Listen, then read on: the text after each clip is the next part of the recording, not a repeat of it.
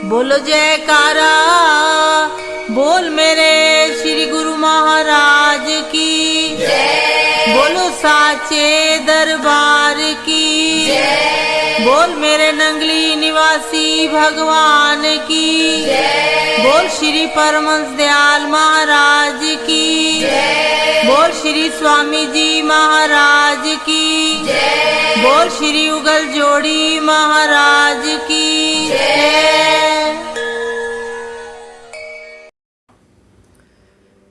बोल जयकारा, बोल मेरे श्री गुरु महाराज की जय। नंगली निवासी भगवान की जय।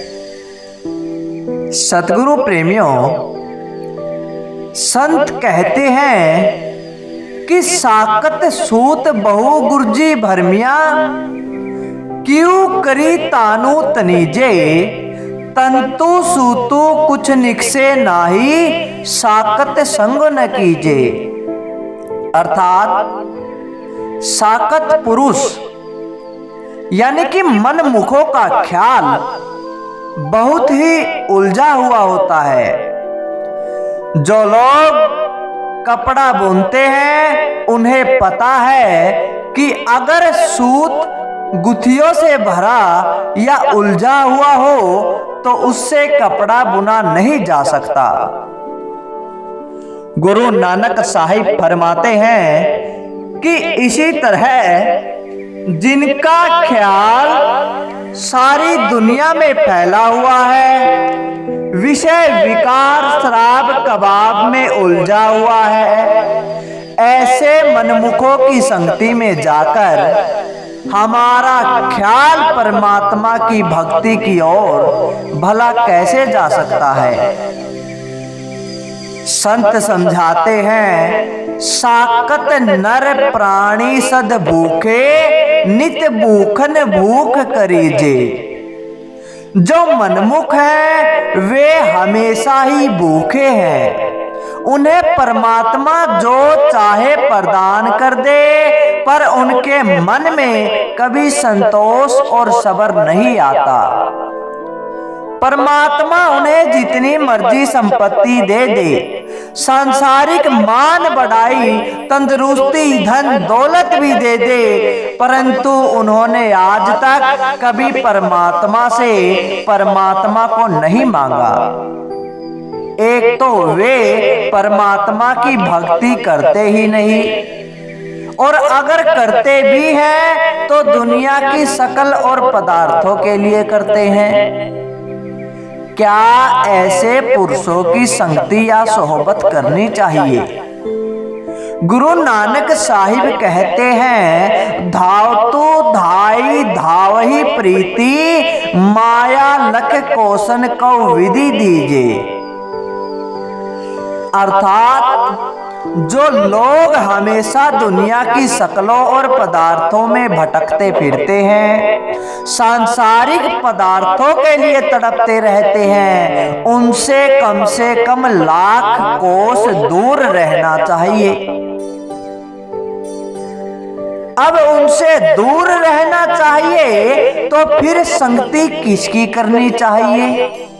संत कहते हैं, गोविंद जियो सती संगति मेली हरि ध्याइये। हे परमात्मा, हमें साधु संत महात्माओं की संगति बख्श, ताकि तेरी याद आए, तेरी भक्ति की ओर हमारा ख्याल जाए। कबीर साहब कहते हैं, कबीर संगत साध की, जो की भूसी खाए, खीर खांड भोजन मिले, साकत संग न जाए। अगर मालिक के भक्त और प्यारों की संगति में जाकर सूखे टुकड़े भी चबाने पड़े तो मन मुखों की संगति में मिलने वाली खीर मिठाई वे उससे लाख गुना अच्छी है। इसलिए संत कबीर फिर कहते हैं, एक घड़ी आधी घड़ी आदि से पुनियाद, कबीर संगत साध की कटे कोट अपराध। एक घड़ी बल्कि आधी से आधी घड़ी जो हम मालिक के भक्तों और प्यारों की संगति में निकालते हैं, उससे हमारे मन के हजारों प्रकार के भ्रम दूर हो जाते हैं। हजारों तरह के कर्मों का हिसाब किताब खत्म हो जाता है। इसलिए संत हमें मालिक के भक्त और प्यारों की संगति करने का उपदेश देते हैं। संत कहते हैं, हम नसीनी साते बाओलिया बेहतर अज सदसाला तात बेरिया। संत कहते हैं कि मालिक के ओलिया अर्थात भक्तों और प्रेमियों की एक घड़ी की संगति मन बुद्धि से की गई तो 100 साल की भक्ति से अच्छी है। अगर भक्ति करने का तरीका मालूम नहीं है, रास्ता पूर्व की ओर है, हम दौड़ते पश्चिम की ओर है, तो जितना दौड़ते हैं उतना अपनी मंजिल से दूर होते जाते हैं। संत महात्मा हमेशा सत्संग के माध्यम से हमारे ख्याल को बाहर के भ्रम और संस्कारों से निकालते हैं। हमारे अंदर मालिक से मिलने का शौक और प्यार पैदा करते हैं। हमें मालिक की भक्ति करने का तरीका बताते हैं, वो साधन बताते हैं और हमसे मालिक की भक्ति करवाकर हमें वापस ले जाकर परमात्मा से मिला जाते हैं। परंतु महात्मा सत्संग किसे कहते हैं, सत्संग का अर्थ क्या है, इसके मायने क्या है, इसका अर्थ अभी तक हमें समझ में नहीं आया। संतों ने बताया है कि वे सत्संग उसे नहीं कहते जिसमें एक कौम दूसरी कौम को गालियां निकालती है। एक कौम या मजहब के लोग दूसरे कौम या मजहब के लोगों के गले काटने का उपाय सोचते हो, या जहां पिछले गुजरे हुए राजा महाराजाओं की कहानियां सुनाई जाती हो। संत महात्मा सत्संग सिर्फ उसे कहते हैं जिसमें किसी की आलोचना या निंदा नहीं की जाती, बल्कि केवल हमारे अंदर मालिक से मिलने का शौक और प्यार पैदा किया जाता है। गुरु नानक साहब समझाते हैं, संत संगति कैसी जानिए जिथो एको नाम वखानिए। सत्संग वह स्थान है जहां केवल नाम या शब्द का होका दिया जाता है, जहां सिर्फ नाम या शब्द का प्रचार किया जाता है। किसी की निंदा सत्संग में नहीं की जाती। अगर किसी सत्संग में किसी की निंदा की जाती है तो वो सत्संग नहीं हो सकता। अब संत कहते हैं, हमें कैसे महात्मा की संगति या सोहबत ढूंढनी चाहिए। संत फरमाते हैं कि शब्द स्वरूपी और शब्द अभ्यासी महात्मा की खोज करनी चाहिए, जो खुद शब्द या नाम की कमाई करते हो, हमारे ख्याल को भी शब्द या नाम के साथ जोड़ते हो। पलटू साहिब कहते हैं, धोने आने जो गगन की सो मेरा गुरुदेव। हम सबके अंदर आंखों के पीछे दिन रात शब्द की धुन गूंज रही है। जो हमारे ख्याल को अंतर में शब्द या नाम के साथ जोड़ दे, वही हमारा गुरु है, वही हमारा मार्गदर्शक है। गुरु नानक साहिब भी फरमाते हैं कि घर माही गुरु दिखाई दे, सो सतगुरु पुरखु सुजान, पंच शब्द धुनिकार धुनी, तह बाजे शब्दों निशान। जो हमारे घर के अंदर से ही अपने असली घर पहुंचने का रास्ता बताते हैं, वे हमारे गुरु हैं। वे हमें 5 शब्द या धुनों का भेद देकर शब्द दर शब्द, मंजिल दर मंजिल वापस अपने घर पहुंचा देते हैं। संत कहते हैं, घर घर में गुरु दिखलावे, धुन शब्द 5 बतलावे। सतगुरु हमें इस शरीर के अंदर ही अपने निज घर पहुंचने का रास्ता और तरीका बताते हैं। वे हमारे ख्याल को शब्द के साथ जोड़कर हमें वापस अपने घर पहुंचाते हैं। हमें ऐसे शब्द स्वरूपी और शब्द के अभ्यासी महात्मा की तलाश करनी है, ऐसे सतगुरु की खोज करनी है, तब जाकर उस परमात्मा से मिलन हो सकता है। गुरु नानक साहिब का कथन है, गुरमुख आप पछाणी संतु, राम नाम लिवलाई।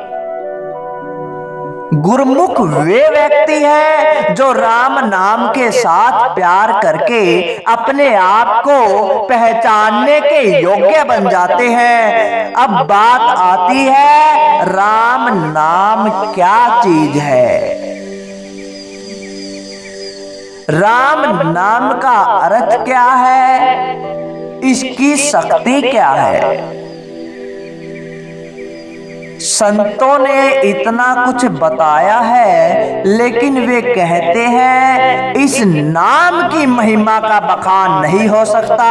यह नाम है, वह ताकत है जिसने संपूर्ण सृष्टि की रचना की है, जिसके आधार पर सब खंड ब्रह्मांड खड़े हैं, जो हम सबके अंदर रमी हुई है, हमारे अंदर व्याप्त है। जब हम अपने आप को उससे जोड़ देते हैं, खुद को उसमें लीन कर देते हैं, तो हम भी अपने आप को पहचानने के योग्य बन जाते हैं। तब हमारी आत्मा और मन की गांठ खुल जाती है और हम भी गुरु साहिब के कथन के अनुसार सच्चे गुरमुख बन जाते हैं। जब तक हमें अपने आप का पता नहीं लगता, हमें उस परमात्मा की किस तरह समझ और सूझ आ सकती है, कैसे उसको जान सकते हैं। अपने आप का पता तभी चलता है जब हम अपने मन को वश में कर लेते हैं, जब आत्मा और मन की गांठ खुल जाती है। संत कहते हैं, गुरुमुख साचा शब्दी सलाहे, मन ही साचा तिसु रोग लगाया। गुरुमुख सच्चे और पवित्र होते हैं। संत बताते हैं कि वे किस प्रकार पवित्र होते हैं, किस प्रकार सच्चे होते हैं।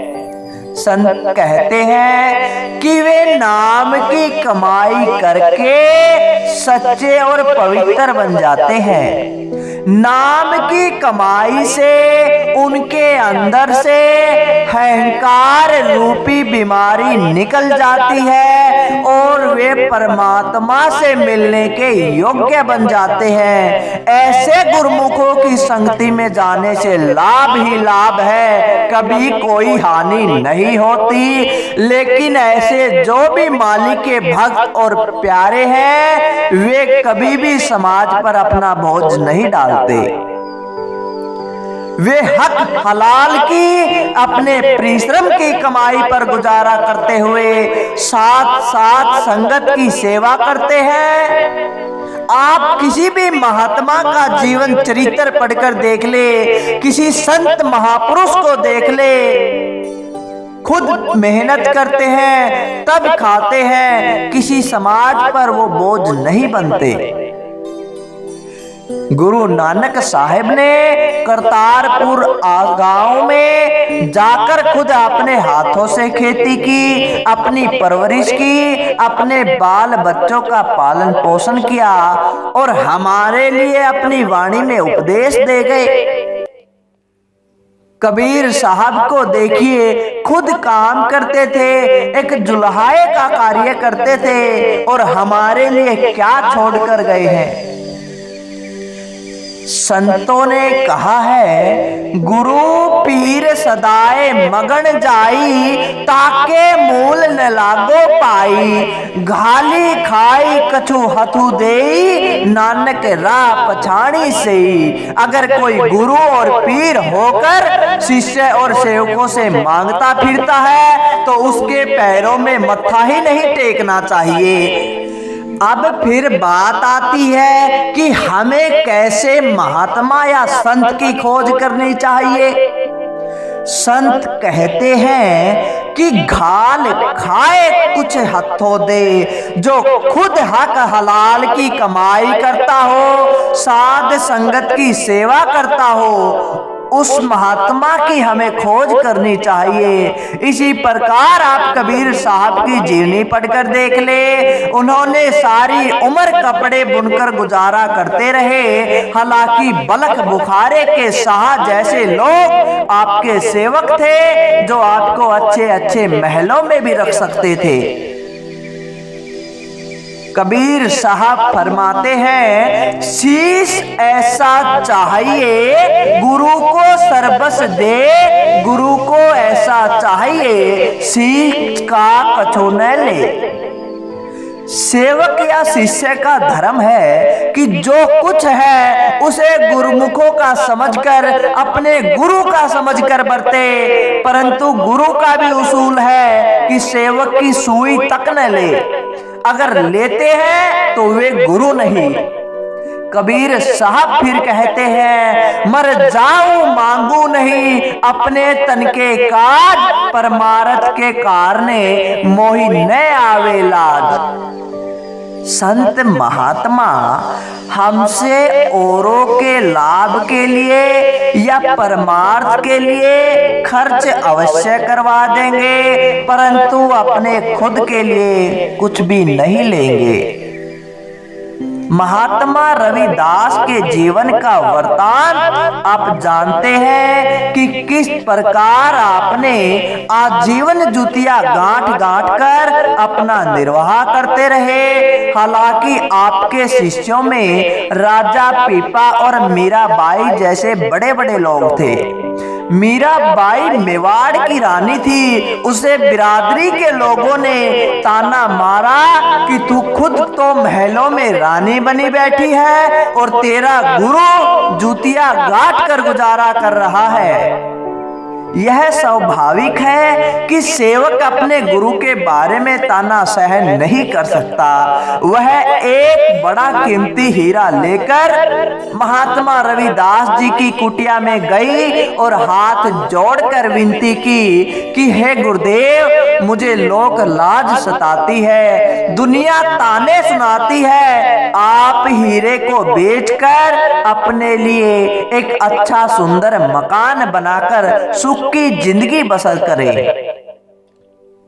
इतनी अर्ज की। इस पर रविदास जी ने फरमाया कि बेटी, मुझे तो जो कुछ भी प्राप्त हुआ है इस कुंड के पानी से हुआ है, जूतिया गांठने से ही मिला है। अगर तुझे लोक लाज का डर है तो घर बैठकर भजन कर लिया कर। इस प्रकार महात्मा स्वयं अपने जीवन में एक मिसाल बनकर हमें बताते हैं कि किस प्रकार हमें अपने हक हलाल की कमाई करते हुए साध संगत की सेवा करना है। संत महात्मा हमें समझाते हैं कि हमें ऐसे गुरु की, ऐसे गुरुमुख की संगति करनी चाहिए। हमारा असली गुरु शब्द या नाम है, जो हमारे अंदर दोनों आंखों के पीछे तीसरे तिल में निरंतर गूंज रहा है। हम बाहर गुरु से इसलिए प्यार करते हैं कि वे शब्द और नाम में से ही आते हैं। दुनिया में आकर शब्द या नाम का प्रचार करते हैं और वापस जाकर उस शब्द या नाम में ही समा जाते हैं। वही शब्द या नाम गुरु है वही गुरु शब्द या नाम है, उनमें कोई भेद नहीं है। जो भेद समझता है वह मूर्ख है।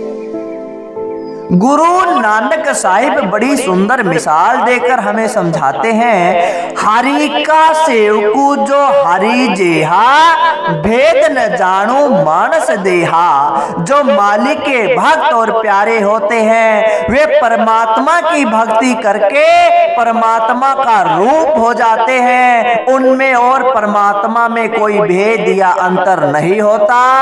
अब बात आती है उनका परमात्मा से क्या संबंध होता है। संत कहते हैं, जियो जल तरंग उठी बहु बाती, फिरी सलल्ले सलल समाईदा।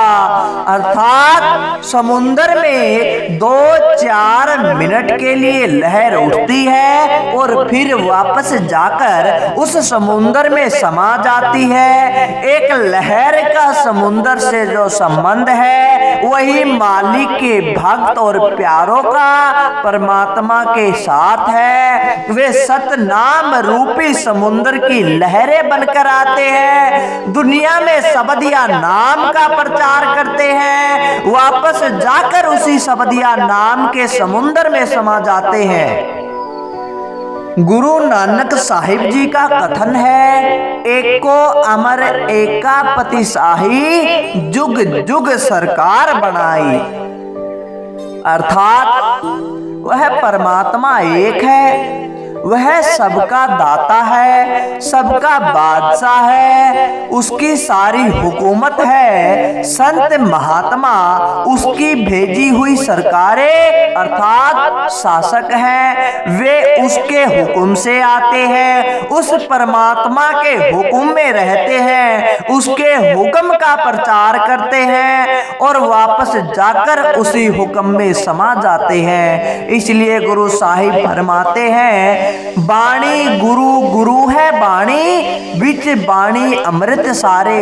अर्थात वह जो बाणी शब्द या नाम है वह हमारा गुरु है और सतगुरु का असली स्वरूप भी वह वाणी या शब्द है।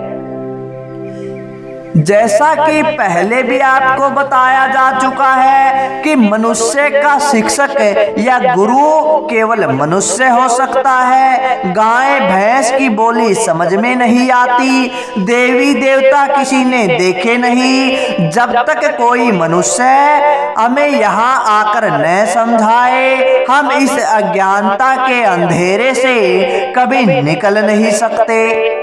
सतगुरु सतनाम रूपी समुंदर से उस शब्द में से आते हैं, उस शब्द का भेद प्रकट करते हैं।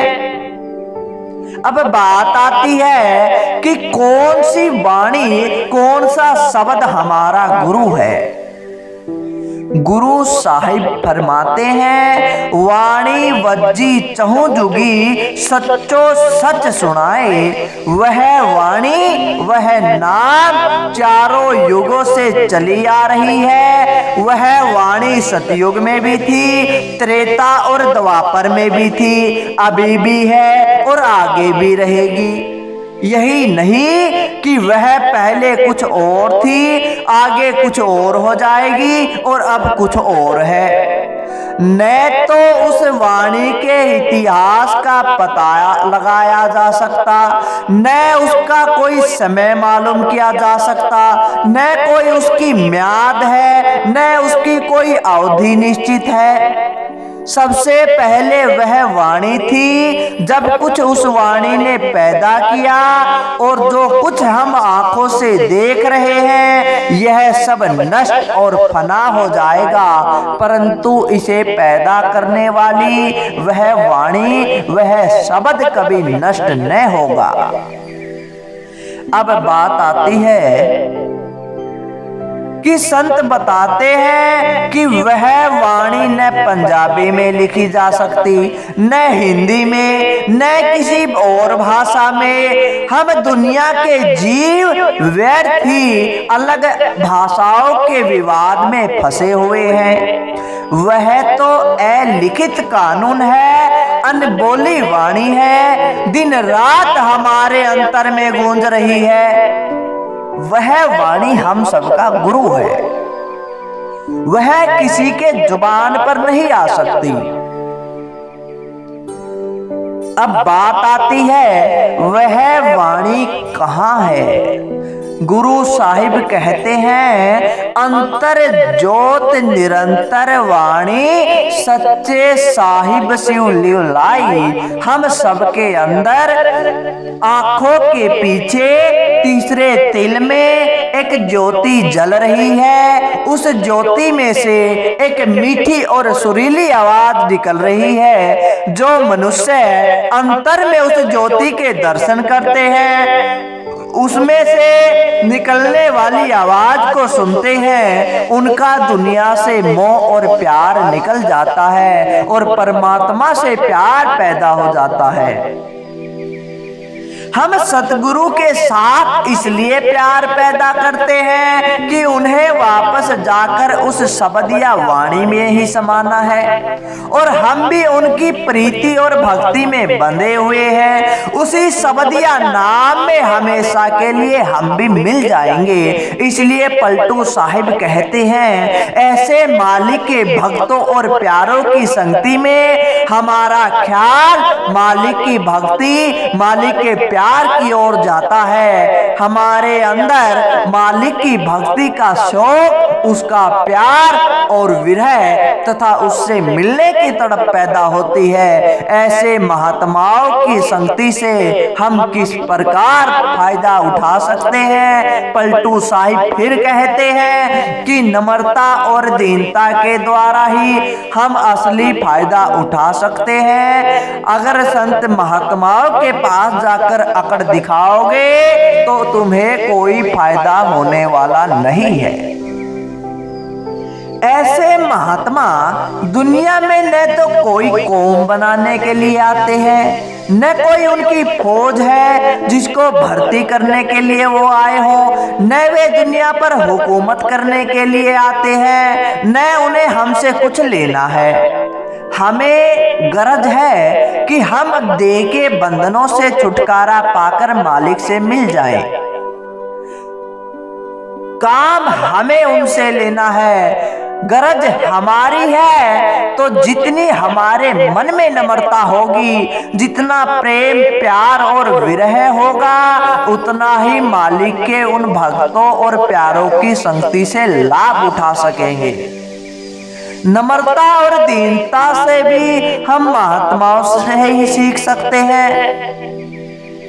गुरु नानक साहिब की वाणी पढ़कर देख ले, उन्होंने कई जगह अपने आप को लाल गोला अर्थात दास या गुलाम कहकर पुकारा है। कई बार स्वयं को दासों का दास कहा है, नीच कर्मा कहा है।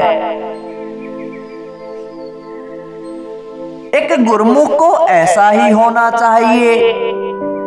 अब श्री नंगली निवासी भगवान जी के उस गुरुमुख से आप अंदाजा लगा सकते हैं, आप वो जान सकते हैं जो उच्च कोटि के महापुरुष सार शब्दानंद जी, जिन्होंने खुद को दासन दास कहकर पुकारा, उस मालिक के दासों का भी दास बनकर अपने आप को समझाया।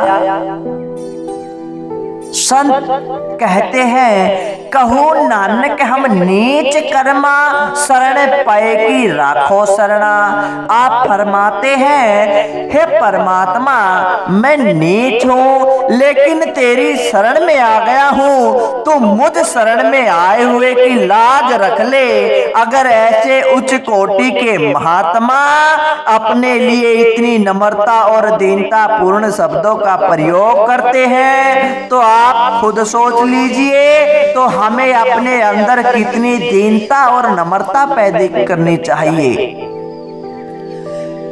हमें जरा सोच विचार कर देखना चाहिए कि हम इस देह में बैठकर अहंकार किस चीज का करते हैं, गुरूर किस चीज का है। अगर हमें अपने स्वास्थ्य का है तो क्या हमने अस्पतालों में जाकर कभी बीमारों की हालत नहीं देखी?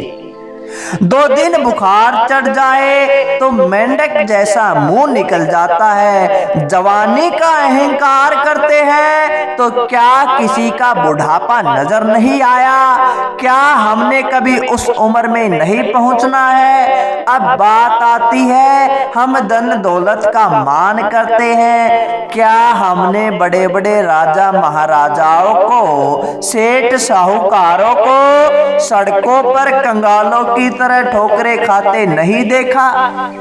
या हम किसी हुकूमत का, किसी सत्ता का अहंकार करते हैं? क्या हमने बड़े बड़े नेताओं को, बड़े बड़े राजाओं को फांसी के तख्तों पर या गोलियों का शिकार बनते नहीं देखा? तो आखिर हम किस चीज का अहंकार करते हैं? गुरूर किस चीज का करते हैं? महात्मा उपदेश देते हैं कि हमें अपने मन में नम्रता और दीनता रखनी है, अजीजी के साथ अपने कर्मों का हिसाब देना है, न कि मन में अभिमान या अहंकार रखकर परमात्मा को ही भूल जाना है। हमें तो दीनता के साथ उस परमात्मा की खोज करने की कोशिश करनी चाहिए। सतगुरु प्रेमियों, कैसा लगा आपको आज का सत्संग? अच्छा लगा तो लाइक करें, ज्यादा से ज्यादा शेयर करें, कमेंट करके हमें जरूर बताएं और चैनल पर अगर नए हैं तो चैनल को सब्सक्राइब करना न भूलें। बोल जयकारा, बोल मेरे श्री गुरु महाराज की जय, श्री नंगली निवासी भगवान की जय, श्री सतगुरुदेव भगवान की जय।